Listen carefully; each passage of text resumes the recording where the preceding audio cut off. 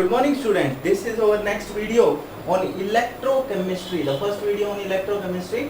What is the electrochemistry? The branch of physical chemistry which deals chemical change at the surface of electrode called electrochemistry.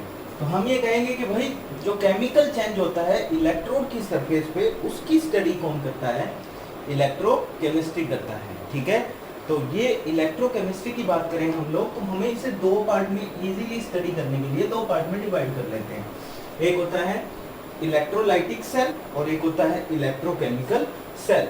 Electrolytic cell की बात करें तो देखो नाम से पता लग रहा है इलेक्ट्रोलाइटिक। लाइट का मतलब LYTE जब भी आए तो उसका मतलब होता है टूटना, ब्रेक डाउन।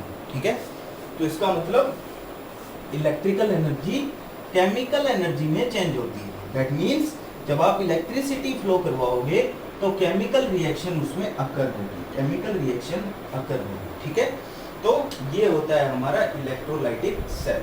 ठीक है, फिर हम बात करें इलेक्ट्रोकेमिकल सेल की तो केमिकल एनर्जी कन्वर्ट होती है किसमें?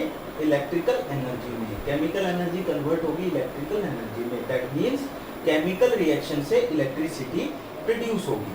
ठीक है, अब हम बात करते हैं इनमें डिफरेंस। ठीक है, हम बात करें, देखो इसको अगर आपको इलेक्ट्रोलाइटिक सेल को समझना है तो आपको एक चीज ध्यान रखनी पड़ेगी, वो है इलेक्ट्रोलाइसिस।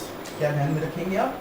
Electrolysis, electrolysis. ठीक है, इलेक्ट्रोलाइसिस आप 10th में पढ़ चुके हैं, 9th में पढ़ चुके हैं। इलेक्ट्रोलाइसिस में क्या करते थे हम लोग? ठीक है, दो इलेक्ट्रोड लगाए हमने। दो इलेक्ट्रोड मीन्स दो हमने मेटल की रोड्स लगाई और उन मेटल की रोड के अंदर हम लोगों ने क्या किया, एक कंटेनर में हमने जो है सोल्ट ले लिया किसी भी चीज़ का। ठीक है, मतलब किसी का इनसे रिलेटेड ही सोल्ट ले लिया। ठीक है, हमने सोल्ट लिया और उस सोल्ट से हम लोगों ने क्या किया, वहाँ पर एक इलेक्ट्रोड पे हमें दोनों इलेक्ट्रोड पे, वैसे तो दोनों इलेक्ट्रोड पे हमें मटेरियल जो है वो फाउंड होता है। ठीक है, तो यहाँ पर इलेक्ट्रोलाइसिस को ध्यान में रखना है अपने को। तो वहाँ देखिए, याद कीजिए, एनोड हमेशा हमारा कौन सा होता था? पॉजिटिव और कैथोड नेगेटिव होता था। ठीक है, कैरियर ऑफ इलेक्ट्रिसिटी आयंस। क्यों? क्योंकि हम देखो इलेक्ट्रोलाइटिक से चीज और बनती है, वो होता है इलेक्ट्रोलाइट। क्या बनता है? इलेक्ट्रोलाइट। इलेक्ट्रोलाइट, इलेक्ट्रोलाइट क्या है?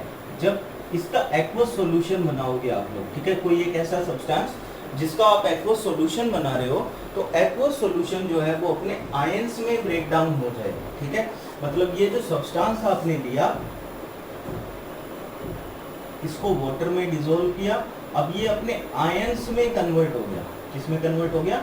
आयंस में। और यही आयंस जो है वो कैरियर ऑफ इलेक्ट्रिसिटी होंगे। ठीक है, ये आयंस क्या होंगे? Carrier of electricity. ठीक है, स्टडी की बात करें तो यहाँ हम लोग स्टडी करेंगे इलेक्ट्रोलाइसिस की, इलेक्ट्रोलाइसिस की स्टडी करेंगे। ठीक है, या फिर हम लोग स्टडी करेंगे कंडक्टेंस की, कंडक्टेंस की। ठीक है, इनकी स्टडी करेंगे हम लोग, इलेक्ट्रोलाइसिस, कंडक्टेंस।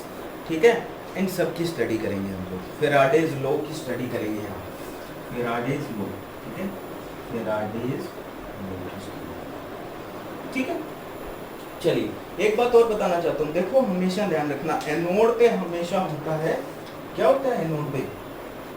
ऑक्सीडेशन। एनोड पे हमेशा ऑक्सीडेशन होता है। ठीक है, चाहे वो पॉजिटिव टर्मिनल बना रहा हो या नेगेटिव टर्मिनल बना रहा हो, उस पर ऑक्सीडेशन होगा। और कैथोड पे होता है रिडक्शन। क्या होता है भाई? रिडक्शन होता है। ठीक है, अब चलते हैं हम लोग इलेक्ट्रोकेमिकल सेल। तो इलेक्ट्रोकेमिकल सेल को याद रखने के लिए आपको डेनियल सेल को याद रखना पड़ेगा। किसको याद रखना पड़ेगा? डेनियल सेल को याद रखना पड़ेगा। ठीक है, तो वहां भी देखिए सेम प्रोसीजर। एनोड जो है, यहाँ इलेक्ट्रोलाइसिस में आप हमेशा पॉजिटिव लोगे, बट जो इलेक्ट्रोकेमिकल सेल है वहां पे आप नेगेटिव टर्मिनल होगा हमारा एनोड और पॉजिटिव टर्मिनल होगा आपका कैथोड। तो इस पर भी ऑक्सीडेशन, एनोड पे हमेशा ऑक्सीडेशन और कैथोड पे रिडक्शन रहेगा। ठीक है, यहाँ पर कैरियर ऑफ इलेक्ट्रिसिटी कौन रहेगा? इलेक्ट्रॉन्स रहेंगे। कौन रहेगा? इलेक्ट्रॉन्स। ठीक है, स्टडी किस चीज की करेंगे हम यहाँ पे? स्टडी करेंगे हम लोग EMF of cell, EMF of cell. Cell potential निकालना सीखेंगे। ठीक है, तो आगे बढ़ते हैं हम लोग इसी के अंदर, हम इसको आगे बढ़ाएंगे। That we are studying conductor और electrical conductor. What is the conductor और electrical conductor? We can say that substance which allow the flow of current called conductor. ऐसे सब्सटेंस जो करंट को अपने में से फ्लो होने देते हैं क्या कहलाते हैं? कंडक्टर कहलाते हैं, चालक कहलाते हैं। ठीक है, तो कंडक्टर हम दो पार्ट में बांट सकते हैं। कौन से हैं? एक है इलेक्ट्रॉनिक कंडक्टर और सेकंड है इलेक्ट्रोलाइटिक कंडक्टर। इलेक्ट्रॉनिक कंडक्टर की बात करें तो the flow of amount due to movement of free electrons from higher negative potential to lower without producing chemical change. हम ये कहते हैं कि ऐसे सब्सटेंस, हम जैसे किसी मेटल की बात करें तो मेटल जो है वो टेंडेंसी होती है मेटल की इलेक्ट्रॉन क्या करने की? डोनेट करने की। ठीक है, तो मेटल जो है वो इलेक्ट्रॉन डोनेट करेंगे, इलेक्ट्रॉन निकलेंगे उनमें से और वो इलेक्ट्रॉन जो है वो अपने नेगेटिव पोटेंशियल से लोअर पोटेंशियल की ओर जाएंगे। ठीक है, और कोई भी केमिकल चेंज इसके अंदर नहीं होता है। जैसे मेटल हो गए, अलॉय हो गए, ग्रेफाइट, C60 फुल रिंग। ठीक है, ये सब इसके क्या है? एग्जांपल्स हैं। फिर हम बात करें इलेक्ट्रोलाइटिक कंडक्टर की, तो हम ये कहते हैं कि इनमें the flow of current due to movement और माइग्रेशन ऑफ आयंस। ठीक है, मूवमेंट और माइग्रेशन ऑफ आयंस मतलब आयंस जो हैं वो एक जगह से दूसरी जगह पर जो जाते हैं उनकी वजह से जो करंट फ्लो होता है, ठीक है, वो क्या कहलाता है? हमारा इलेक्ट्रोलाइटिक कंडक्टर। यहाँ पर मोस्ट इंपॉर्टेंट थिंग ये है कि यहाँ पर केमिकल चेंज होगा, केमिकल चेंज होगा with a chemical change at electrode. ठीक है, तो केमिकल चेंज होगा। जैसे हम बात करें इलेक्ट्रोलाइट की, तो सभी के सभी इलेक्ट्रोलाइट जो कि एक्वस सॉल्यूशन में डिसोसिएट हो जाते हैं अपने अपोजिट आयंस में, वो सब इसके एग्जांपल हैं। इसके अलावा स्ट्रॉन्ग एसिड हो गया तो वो भी एक्वस सॉल्यूशन में टूट जाएगा। स्ट्रॉन्ग बेस हो गया, या कोई पिघली हुई धातु मोल्टन, ठीक है, मोल्टन मेटल जो है वो भी इसका एक एग्जांपल होगा। जैसे मोल्टन साल्ट या मोल्टन NaCl, उनमें भी जो वो भी है वो अपने आयंस में टूट जाती है। नेक्स्ट हम बात करते हैं, देखिए यहाँ पर टेम्परेचर का क्या इफेक्ट पड़ेगा। टेम्परेचर का क्या इफेक्ट है वो देखेंगे। तो हम ये कहते हैं कि भैया दोनों पर अलग अलग टाइप से टेम्परेचर का इफेक्ट पड़ेगा।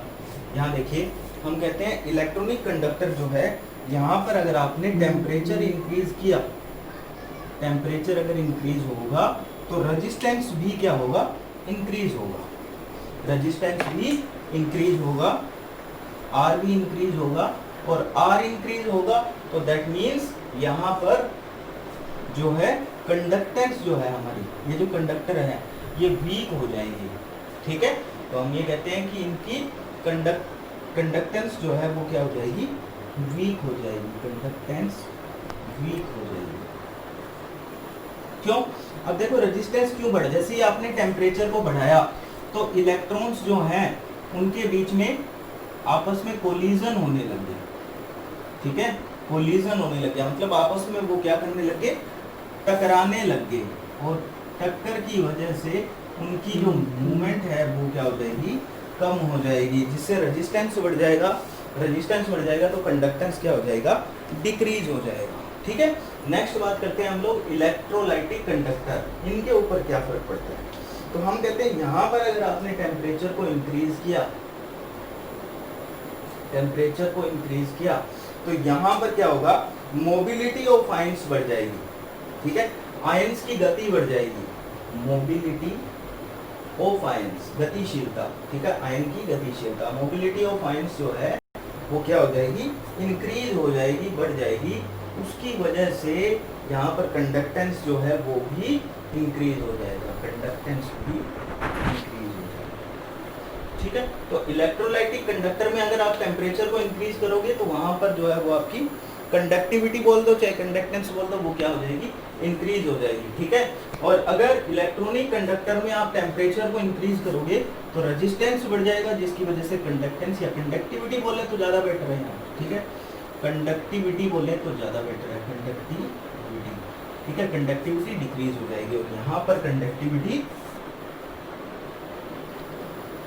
इंक्रीज हो जाएगी। ठीक है भाई, तो ये है यहाँ पर फर्क। ठीक है, नेक्स्ट अब में करेंगे इलेक्ट्रॉनिक कंडक्टर्स के बारे में बात करेंगे, ठीक है, या कंडक्टेंस ऑफ इलेक्ट्रोलाइट्स की बात करेंगे और समझेंगे।